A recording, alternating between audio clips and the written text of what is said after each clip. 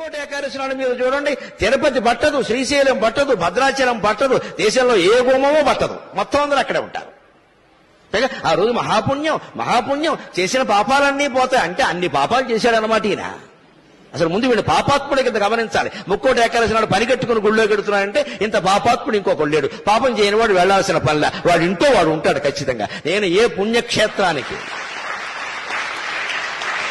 ఏ పుణ్యక్షేత్రానికి, ఏ పుణ్యతీర్థానికి, ఏ పుణ్యతిథి నాడు నేను వెళ్ళాను. ఎందుకంటే నేను ఏ పాపము చేయలేదు, పోవలసినవి ఏం లేవు. నాకు అవసరం లేదు వెళ్ళవలసింది.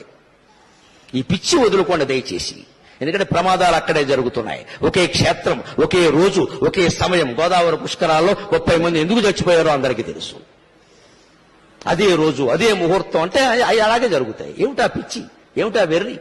ముక్కోటి ఏకాదశి నాడు పెడతారా? మర్నాడు వెళ్ళండమ్మా, 3 రోజులు అయ్యాక వెళ్ళండమ్మా. విష్ణుమూర్తి ఏమైనా కోప్పడతాడా?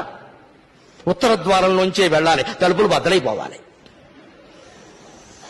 బాగా మనస్సు నిండా బుర్ర మడ్డి పెట్టేసుకుని మనస్సు నిండాను ఆ రోజే చూడాలి, అలాగే వెళ్ళాలి, ఏమైనా సరే వెళ్ళాలంటే ప్రమాదాలే జరుగుతాయి. చివరికి ఏమవుతుంది? ఈ ప్రమాదం వల్ల హిందూ ధర్మానికి నష్టం, దేవుడి మీద దుష్ప్రచారం జరుగుతుంది. ఇతర మతాల వాళ్ళు అరుసుగా తీసుకుంటున్నారు. మీ మతంలో ఏం జరుగుతుందో చూడండి అంటే వాళ్ళకి జవాబు చెప్పలేకపోతున్నాం మనం.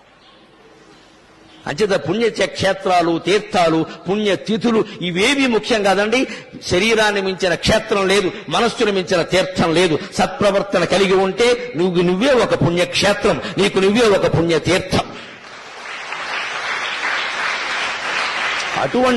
అటువంటి మానవత్వాన్ని నింపడానికి, సాటి మనుషుల పట్ల సానుభూతితో ప్రవర్తించడానికి, పరోపకారమే జీవితంగా బతకడానికి ఈ నా ప్రసంగం ఏమాత్రం ఉపయోగపడినా నేను ధన్యుణ్ణి. నాకు ఈ 4 మాటలు నేర్పిన మా అమ్మ ధన్యురాలు.